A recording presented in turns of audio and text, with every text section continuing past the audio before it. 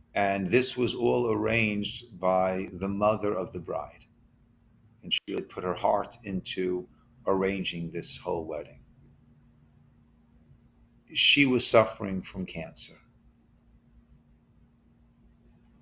And came May time, she took a serious turn for the worse.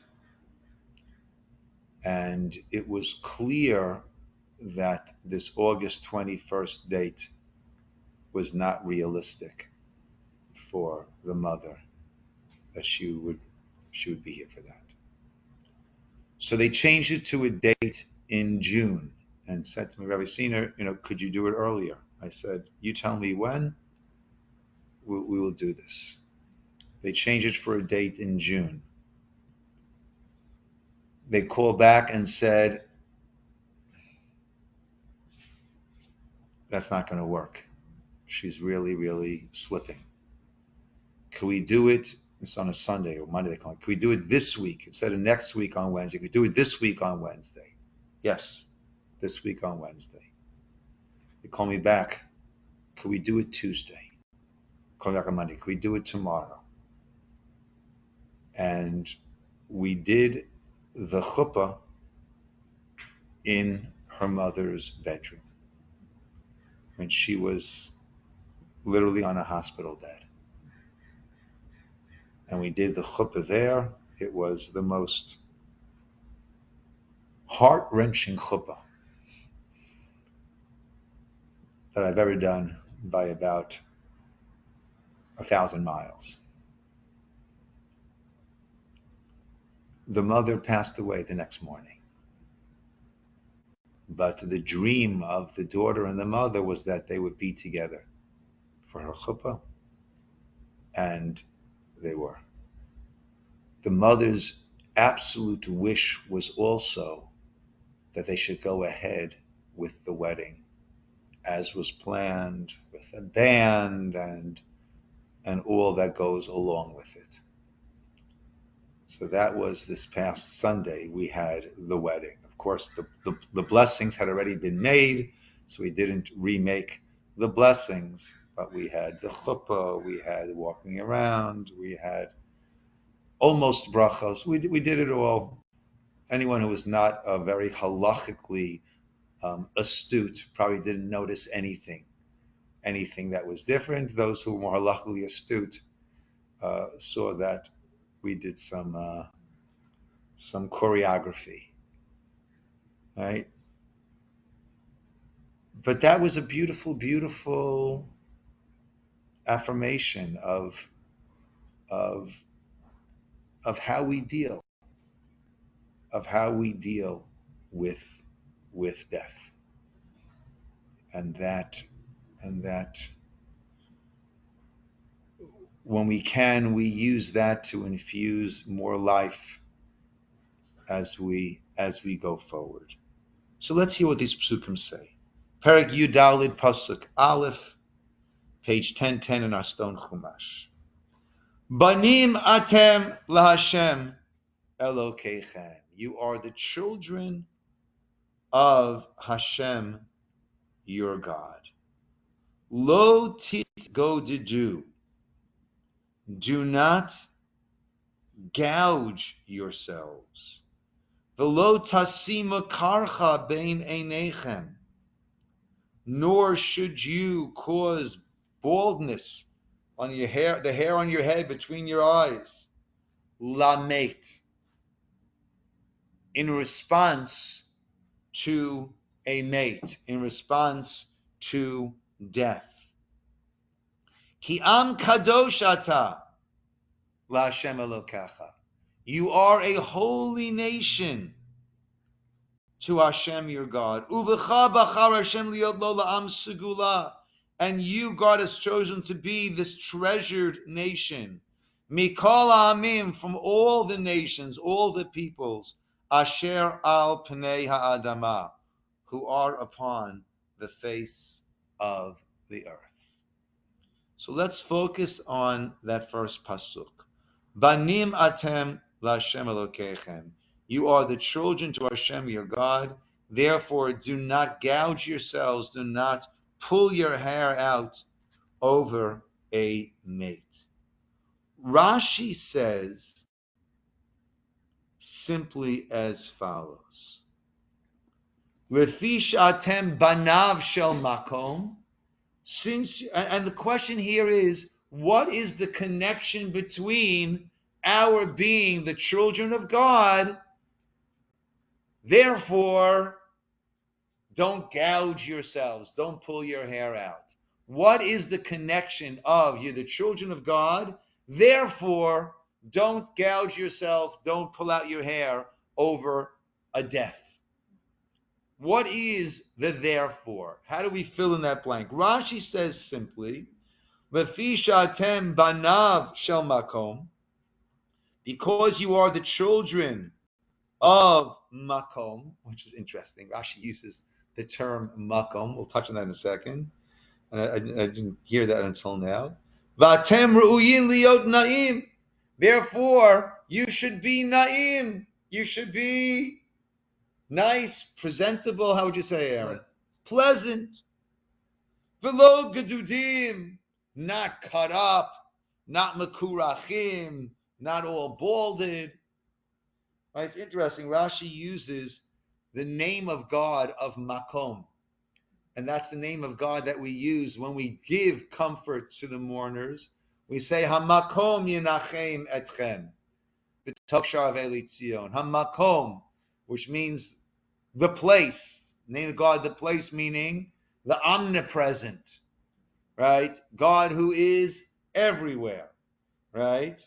And therefore, right, so that's often explained that the comfort that we give a person is Hashem is everywhere. We've lost that person, but the person is in the presence of God, right? Hashem is everywhere.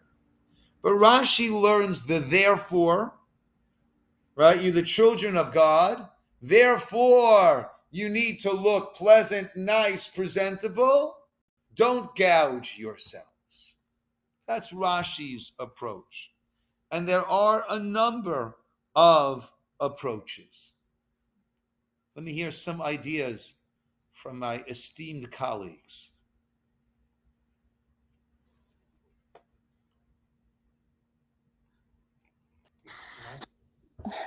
Pleasantness, it's to not mutilate God's creation. He made us the way He wants us, so who are we to ruin it? Okay. Aaron said very nicely, right? Your bodies are on loan from God, right? Your God, right? If I could add just a bit to what you're saying, as the children, also often you look at a child and say, oh, chip off the old block, a spitting image, right? We're considered to be B'Tselem Elokim, right? In the image of God, so to speak, right? And therefore, we have to be careful not to mutilate, not to desecrate. The famous story I've told often, Hillel, the great sage Hillel, was going very resolutely somewhere. Students said, Rabbi, where are you going? I'm going to do a great mitzvah. They all followed along, right? The best way to learn is by seeing the examples. They all follow their great Rebbe. And on the way, he stops off at a bathhouse. They respectfully wait outside. He finishes his time in the bathhouse, and they're ready to see, okay, now where is he going? He's going back home. I thought we were going to do a great mitzvah. I did. What's the great mitzvah? And he explained, if there was a statue of the king, and it became dirtied, and someone came and cleaned off the dirt and polished the statue, isn't that giving honor to the king? We're created B'Tselem Elokim, in the image of God. Therefore, we need to keep ourselves clean, presentable, nice. And that's how we give honor to Hashem. So you are my children, right? Don't mutilate yourselves, right? You're my children. And, right, you're representing me. Nice. Any other ideas?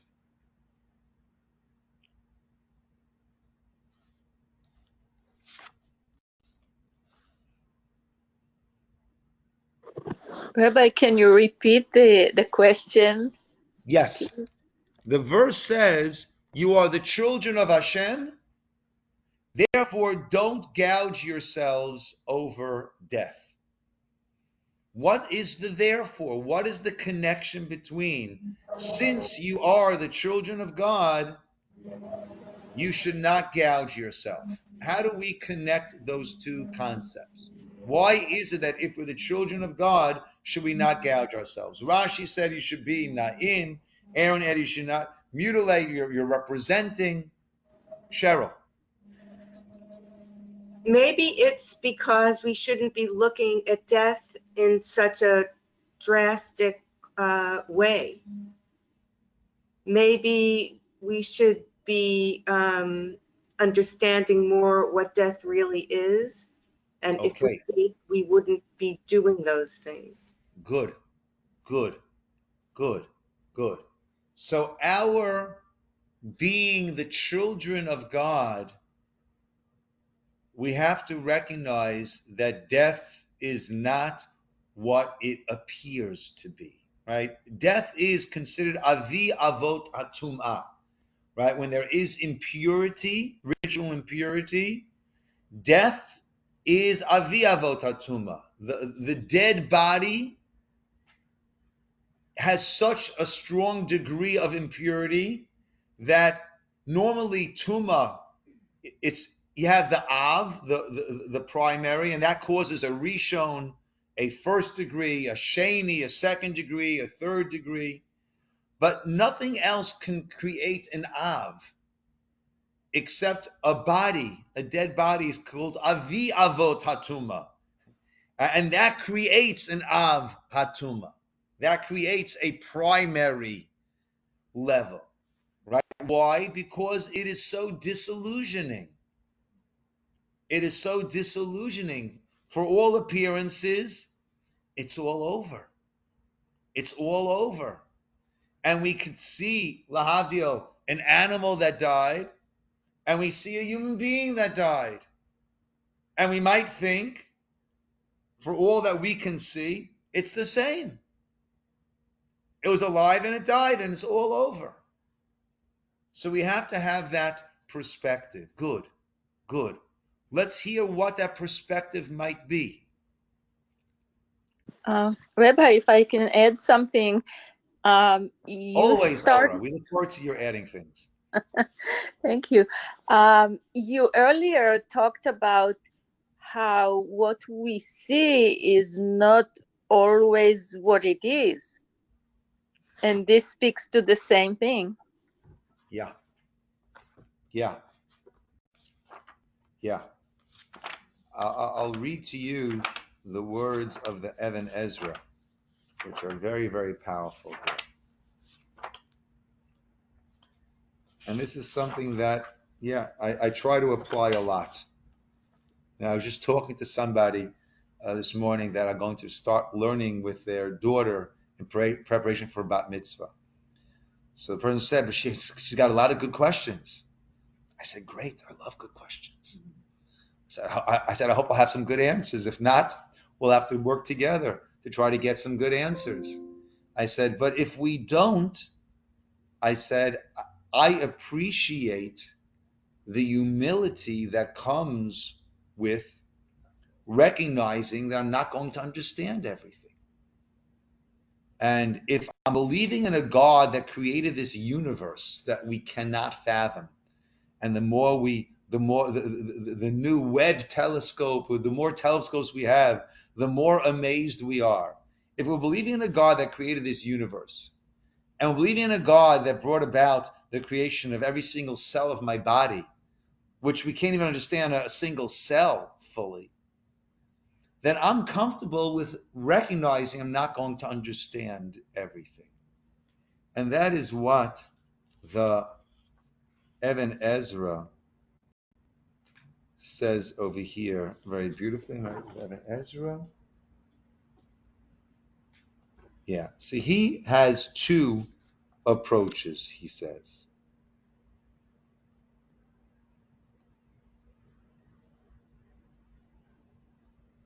He says, first of all, Well, he said like this.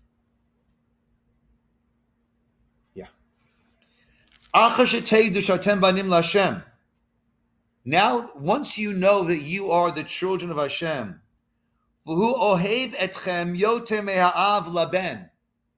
and he loves you more than a father loves a son, more than a mother loves a child. Do not gouge yourself in anguish over anything that he does. Everything that God does is for your benefit. Even if you don't understand it.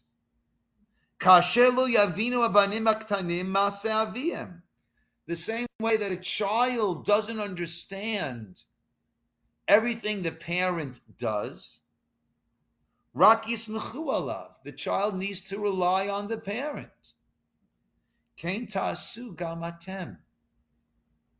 The way I always like to put it, the difference between our understanding and that of a 6-year-old is nothing compared. And we fully recognize the 6-year-old is not going to understand all the decisions we're making for them. Why do I have to go to school? I just want to stay home. I just want to play video games. Why are you so mean to me? Why do I have to go to school? Why do I have to eat this? Why can't I eat that? And we laugh, right? A sweet 6-year-old. They don't understand. They don't understand. we did one of my children needed some work on their ears, right? And afterwards they were in a lot of pain, and we laugh to this day. The child turned to Natalie and I and said, "I'll never forgive you." I thought myself, I could have saved about $7,000-8,000 on this whole procedure. I'm never going to forgive you. I think we understand, right? And the difference between our understanding and a child's understanding, we understand, right? The kid's not going to understand what we're doing, right? And how great is that chasm between our understanding and the child's understanding compared to that between us and Hashem?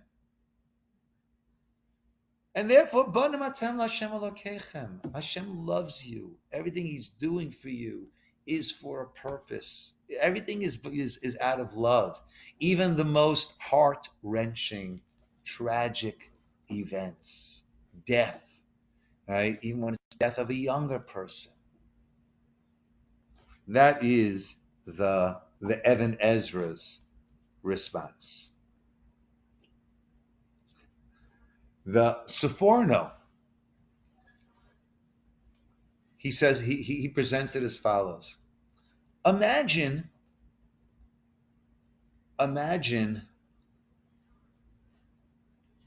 there's a funeral of a good friend of a person.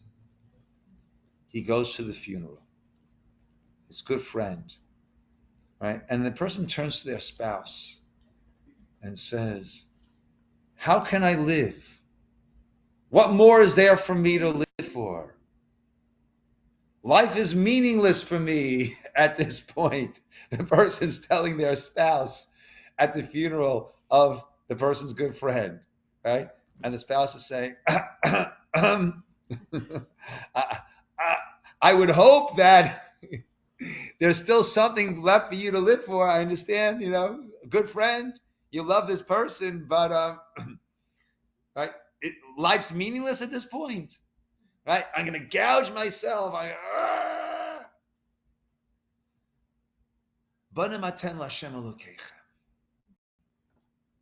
You've got Hashem. You've got that even closer relative. You've got that even closer connection, right? And even though this seems to be otherworldly in terms of who's on that level, but we do have stories. We do have stories, Holocaust stories, of a mother having her child killed before her eyes and turning her eyes heavenward and saying, I no longer divide my love between my child and you, Hashem. I mean, I can't fathom that. I can't fathom that, quite honestly. But we have people who have been in that situation. So, Bana Matem Lashem Elokeichem, right? Meaning that we can't, we say, actually, we'll be starting in next week, on Sunday, Rosh Chodesh Elul, we start to say, L'David Hashem Ori V'Yishi, twice a day, after Shacharit and after Arvit. We add that chapter of Tehillim, L'David Hashem Ori V'Yishi. I think it's 36, I'm not sure which one it is. All right? And we say in that, Avi va'imi azavuni, v'Hashem ya'asfeini. My father, my mother, they have deserted me, and Hashem, you gather me in.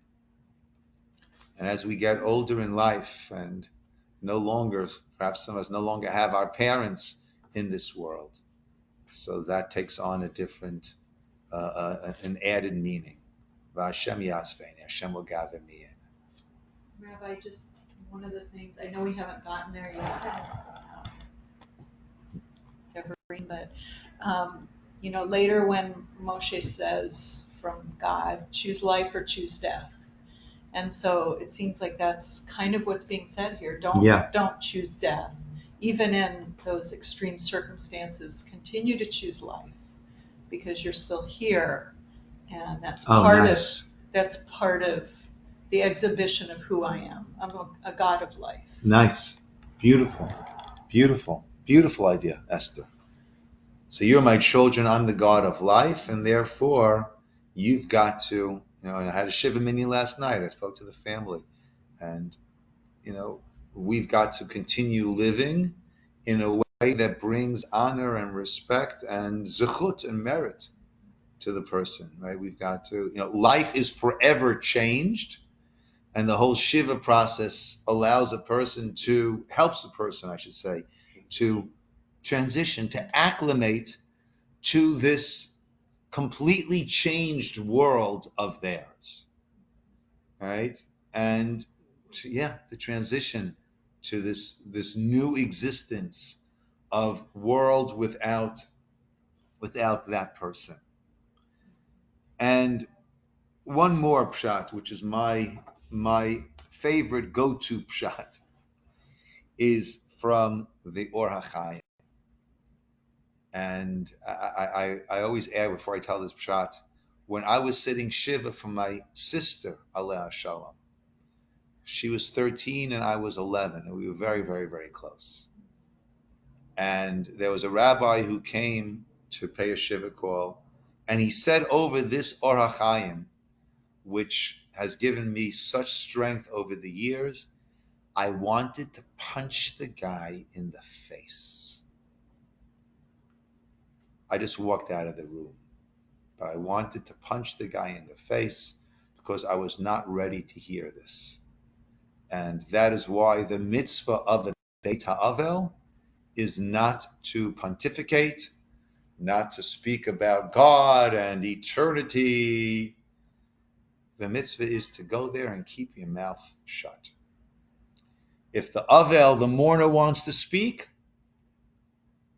the mourner will speak. If the mourner wants a conversation, have a conversation. What will the conversation be? Whatever the mourner wants to talk about. But it's not for you to pontificate. Right? And this is the very, very Or HaChaim that I love and that I say over, not at the mourner's house, but that I say over when we're discussing these topics. But you have to know when, you have to know where, you have to know how. So he says as follows. He gives a mashal, he gives a parable to a father who sent his son away in order for the son to be able to muster his own strength, stand on his own 2 feet, develop in a way that he could not possibly develop when he was there in the shadow of his father. And the son is away for years. And the son develops close relationships with others who are there. And then finally, the long-awaited message arrives. Son, it's time for you to come home. The son starts to pack up his things. He's made some very, very, very close relationships there. Everyone goes to the dock to see him off. People are crying, and Ramban says so importantly, we live in a society of a bit of a stiff upper lip. And he says, let me just read this Ramban. It's so important to read this. Lo ye'asor hakatuv habechi. The pasuk does not say don't cry. It does not prohibit crying. Ki hateva yitorer livkot. Our nature brings these tears. The tears well up. B'pirud ha'ohavim. When there's a separation of ones who loved one another. V'nidudam af b'chayim. And when there's a separation, even when we're alive, and we're saying goodbye, right? A son or daughter's going off for a trip to Israel, right? So when we say goodbye to someone we love, we become tearful. However, so again, back to the Orach Chaim, people are there, people are crying, perfectly appropriate. But for someone to say, oh, he's leaving, start gouging themselves, tearing out their hair, grossly inappropriate. Why? Because we know the child is going back to his father. That's where he's going. He's sailing on this ship, but he's going back to his parent. Therefore, we're sad that we will be missing them, but they're not gone. Banim atem laHashem Elokeichem. You're the children of God. And the child is going back to the parent. Therefore, al titkom to do. Bechi, Ramban says, crying, of course. Of course, don't bottle it up. It's the most amazing release when we can let out those tears. It is such a wonderful release. But keep, as Cheryl had said earlier, keep your perspective of life and of death. Banim atem laHashem Elokeichem. You're the children of Hashem. I think Rav Bullman Zatzal gave a parable, a beautiful parable. With this we'll end. Sorry, I'm going late. Imagine a sibling wakes up and doesn't see their sibling in bed. And they go into a panic. Is everything okay with my sibling? Where's my little brother? Where's my little sister? Is everything okay? And they run into the parents' room to tell them, I don't know where little Chaim is. I don't know where little Rachel is. I don't know where they are. I run to the parents' room and they see the child is there in the parents' embrace. Says, oh. Banim atem laHashem Elokeichem. We're the children of Hashem. We don't see the child. We don't see that person. And we go into a panic. But don't worry. The child is in the parent's embrace. That's the beautiful illustration that I think Rav Nachman Bullman gives. Bana matem l'Hashem Elokeichem, my friends. That is the Jewish view on death. It is what's called a Gesher HaChayim. It's called a bridge of life. It's the bridge that connects our physical life to the next stage, to the spiritual life. I always like to say, I think Rabbi Sachs says this. The Hebrew word for Chayim, for life, is Chayim. Yud Mem makes something plural. So the very word for life in Lashon HaKodesh, in our holy language, has that plurality, that duality to it. It's not this one-dimensional, even though it appears such. But that is what these two psukim are sharing with us. Okay, my friends, Yashar Koach, we'll call it over here. I thank you those who came in person. I thank you those who logged on. When you can come in person, please do. When you can't, please continue to log on. Thank you, Rabbi. Okay. Thank you, Rabbi. Thank you. Amazing class. Wow. Thank All right. you. Shavua Tov. Thank you. What